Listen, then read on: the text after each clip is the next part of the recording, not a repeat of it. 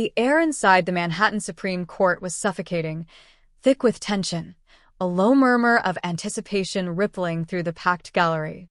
Reporters, law students, and high-profile spectators filled every seat, eager to witness what they assumed would be just another routine trial.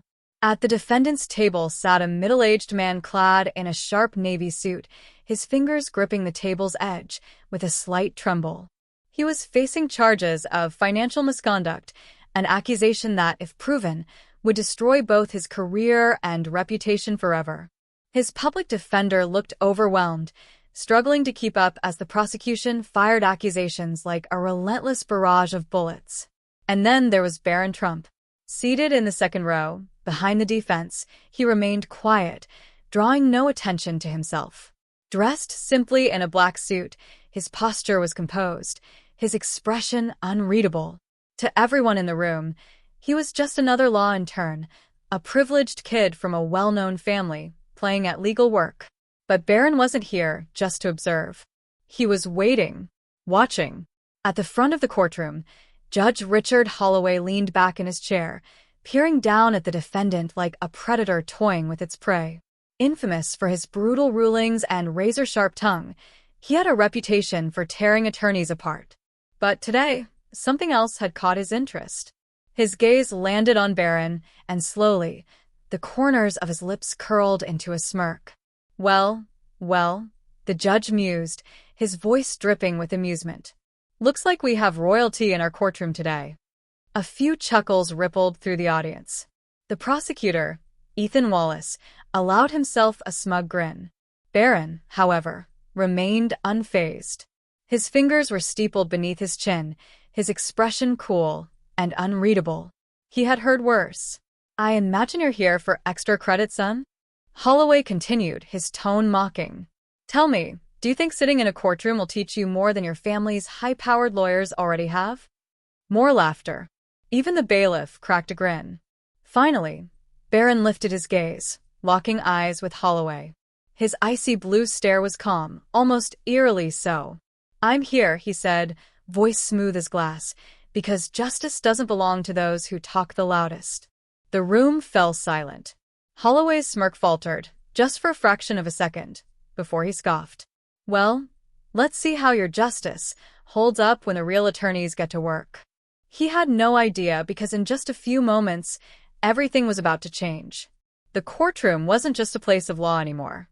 It had become a battlefield. At the prosecution's table, Ethan Wallace adjusted his tie, exuding the confidence of a man who had already claimed victory. He was one of New York's most ruthless prosecutors, famous for dismantling defendants with precision. And today? He intended to make yet another example out of the man sitting at the defense table. He rose slowly, turning toward the jury with the ease of someone who had done this 1,000 times. Ladies and gentlemen, he began, his voice smooth, almost hypnotic. This case before you? It's not complicated. It's not a mystery. It's not some grand conspiracy. He let the silence hang, his sharp gaze sweeping over the jurors. This is about greed, deception. A man who thought he could outsmart the law. At the defense table, Michael Reynolds shifted uncomfortably in his seat. Once a respected financial advisor, he now faced allegations of orchestrating a multi-million-dollar fraud scheme, charges that could put him behind bars for years. His face was pale, his breathing shallow. He knew the odds were stacked against him. Wallace stepped closer to the jury box. The evidence? Overwhelming. The forensic reports? Ironclad. The paper trail? Crystal clear. Witnesses? More than enough to prove guilt beyond a reasonable doubt. He lifted a thick folder, giving it a deliberate shake. Ladies and gentlemen, this case is a closed book. Judge Holloway chuckled, shaking his head. I have to say, Mr. Wallace, I was hoping for a challenge. More laughter. That cruel, knowing kind. The kind that told the defendant he had already lost. Barron Trump remained motionless in the second row, fingers laced together, expression unreadable. Wallace took another step toward the defense table. Now, let's talk about the defendant himself. His voice dropped, turning colder. Mr. Reynolds would have you believe this is all a misunderstanding. That he's some innocent man caught in bureaucratic red tape. Wallace turned, his stare like a dagger.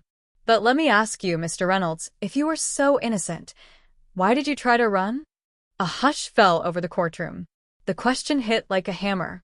Reynolds opened his mouth, but nothing came out. Wallace didn't let up. When authorities came to question you, you didn't cooperate. You didn't defend yourself.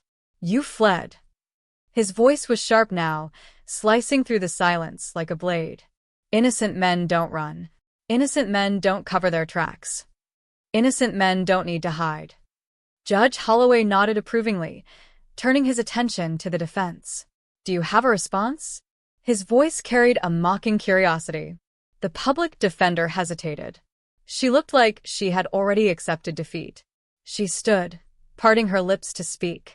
But before she could, a hand landed gently on her arm. Barron Trump. The movement was subtle, but the impact? Instant. The moment his fingers touched the table, the very air in the courtroom shifted. It was like the pull of an oncoming storm, something massive just beyond the horizon. Slowly, Barron rose from his seat. I'll be handling this. Silence. Absolute. Deafening. Judge Holloway raised an eyebrow, clearly amused. You. Barron adjusted his cuffs, his voice quiet but steady. Me. And with that single word, the entire courtroom held its breath. Because everything was about to change.